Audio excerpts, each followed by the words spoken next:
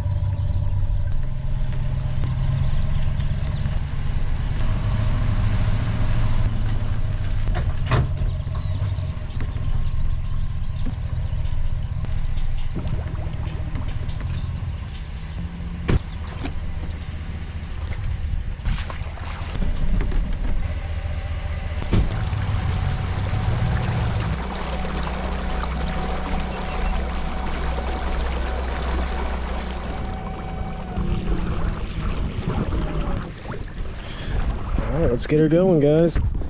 It's the spot I wanted to fish. If you saw the previous videos, we've been catching them on a spinnerbait, kind of these flooded islands right around the rim, so to speak, where the current comes through. This is another one. It's actually not too far from the other island. Oh, that's not good. But I just wanted to see if it's kind of a pattern, see if they're still biting the spinnerbait, see what this area looks like over here.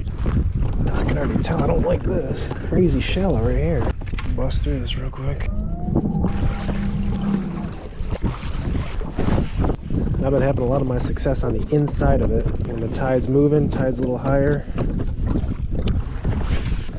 We'll see if we can replicate the pattern. This particular island, there's a lot more openings than the other one, so we'll have more opportunities to run around, I suppose, and check different openings.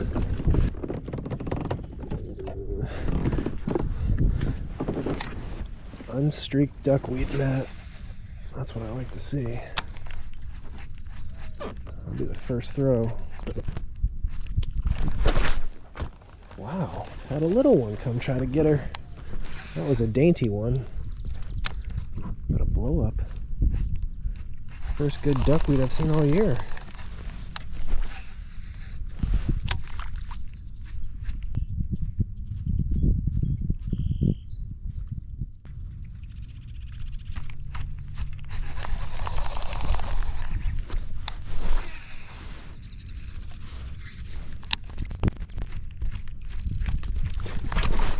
Whoa.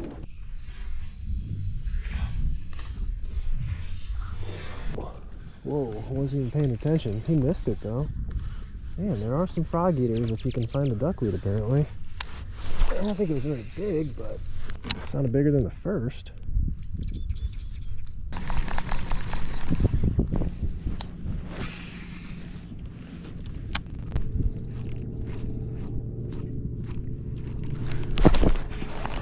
Oh, I had him that time. It was a little one. A little guy.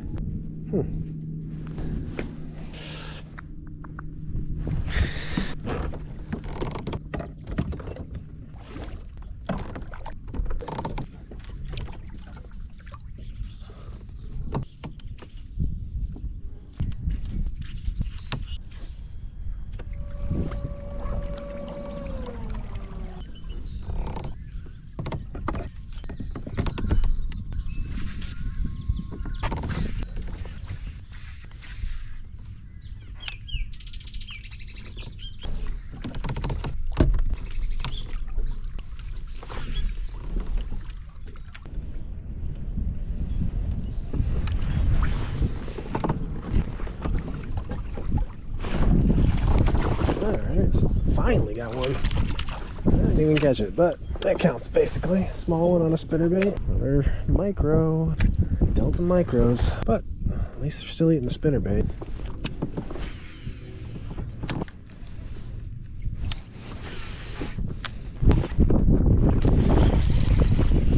One. Alrighty. Same old story. Tiny fish.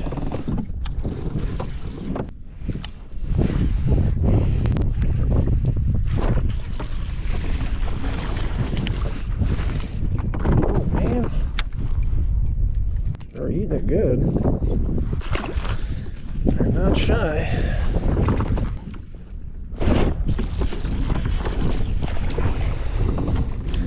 Yeah, it is a pattern. They're stacking up on these little chutes.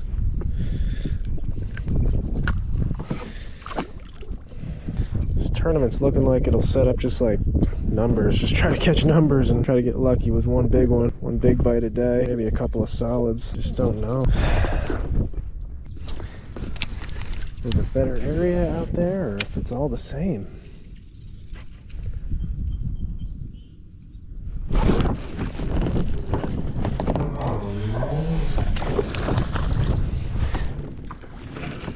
Alright, well, it's another little spot that it's pretty far from where I know I'm going to be launching and fishing, but if things get crazy tough, crazy tough, guess we could make a run here, just maybe try to catch a keeper or two. It's like, what, 3 fish out of that one little pocket right here? I mean, there's got to be a bunch sitting there. Especially if we got 3 on the spit. Came off. Great. We may have wore them all out, or maybe there's only a few there. I don't know.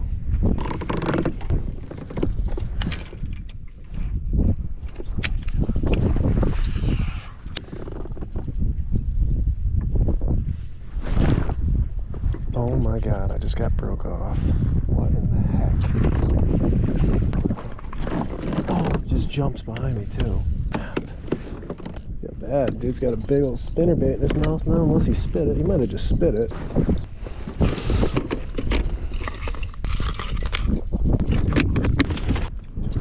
I gotta be a little more careful on tournament day. I need to check my line more, retie. It's going to be a tournament where if you don't capitalize on your big bite, I think it could really hurt you. I mean, I don't think that was a big one or anything, but just what I'm saying is fishing as clean as possible. You cannot miss opportunities.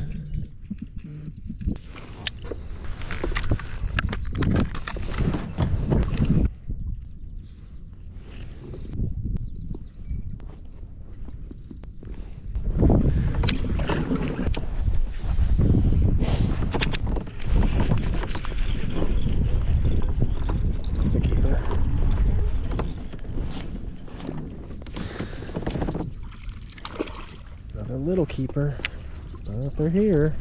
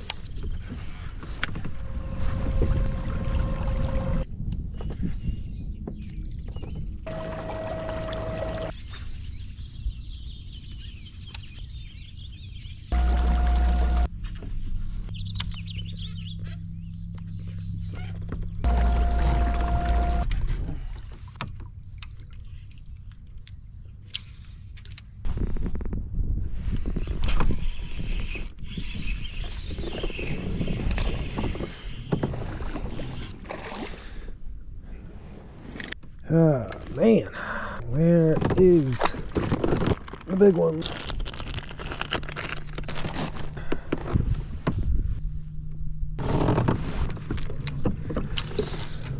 You know, if I really sifted through the last few videos and pulled the data, I don't know if I will, but just as like an estimate of all the fish that we've caught, every single one, I guess probably over 3 trips, maybe 40 fish. And of those 40 fish, obviously caught the one giant last trip, but after that fish, I'd say only maybe 4 to 6 were over 15 inches. Or like 2+ pounds basically. And the rest of them, so like, I don't know, 35 out of the 40 were all 14, 13 inches or less. And most of them smaller than that. Crazy when you think about the numbers, you know. And it's not like I'm drop shotting the whole time. I'm drop shotting now.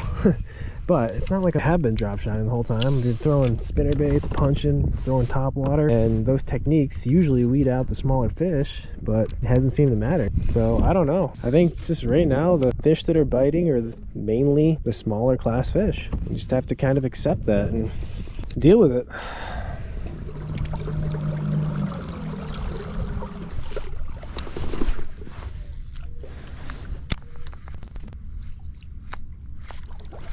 Oh yeah, giants, man, just giants. Actually got one to come eat the top water though. Look at that, that almost will fit down the scupper hole. This guy, like, oh, he even does, that's amazing. Well, it is a topwater bite, so man, I'm really trying to be half glass full with all this stuff, but it's just tough when you don't even feel like you're around big ones. Alrighty guys, it is 10:16 a.m. and just to give you a little bit of an update, I mean, it's been pretty obvious. Tough. Got a couple of areas where we caught small ones on a spinnerbait, those little cuts just as they were setting up. And the other places we fished, but really the main objective, as I mentioned, was to check a few areas that were somewhat close to the other area I anticipate fishing, which definitely looking like that's where we're going to launch. But they were somewhat close to that area in case I needed some backup areas. I was looking for, you know, plan C and D basically, and nothing. Some small ones on a drop shot, on a popper. This is why you practice. You check things out, you see what it looks like, you see if there's any quality in a particular zone. I mentioned this before, and it still holds true, but eliminating water can be almost as valuable as finding productive water during practice, so that you're not wasting time during the tournament. Will we explore new water during the tournament? Probably, but I know which areas I won't go to or long runs that I won't make. It's valuable information, and right now, pretty much knowing where I'm going to be fishing the tournament, where I need to launch, we're just going to keep fishing, trying to get some bites, see if they're still biting the spinnerbait, see if we can maybe get some punch fish. That's the update.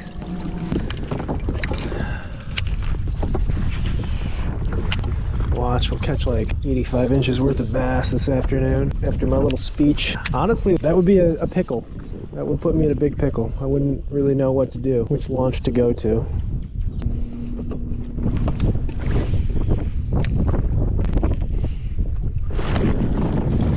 Oh no, there's a good one. I don't know why I'm saying no, but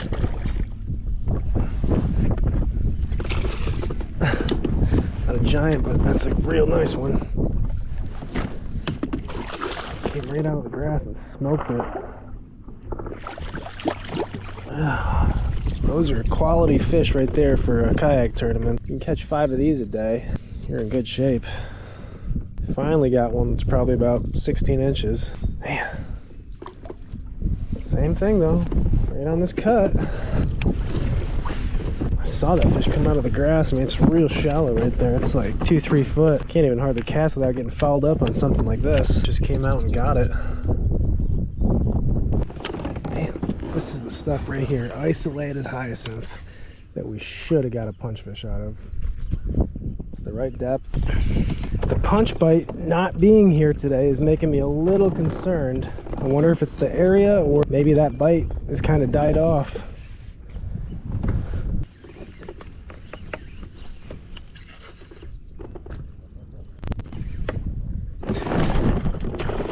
Ooh, sorry dude. Alright, finally got one on the punch.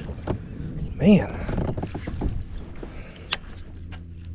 Just saying, man. These little isolated hyacinth patches should be the juice for a punch fish. Alright, well, that makes me a little happier.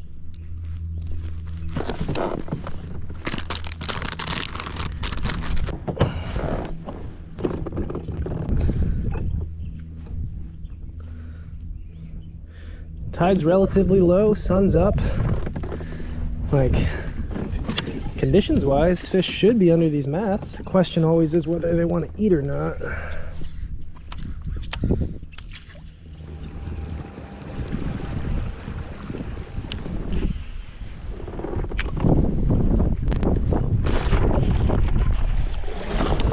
Ooh, little keeper. Little keeper on the blade. Super duper windy. Gotta throw a blade, right?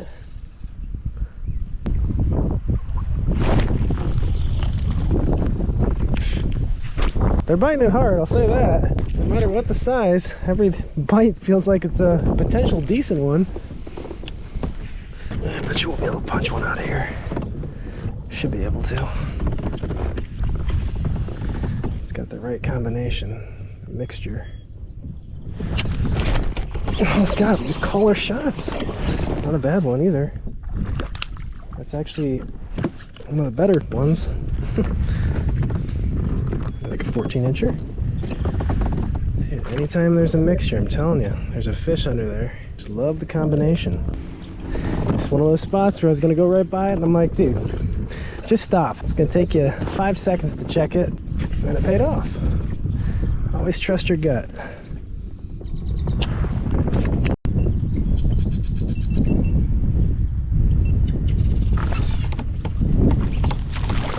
And I let that one have it for a minute as I was turning the camera back on. That thing was nibbling at it, just chewing on it like a piece of candy.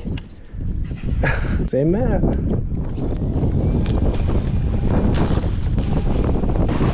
Whew. I think that's our cue to get off the water.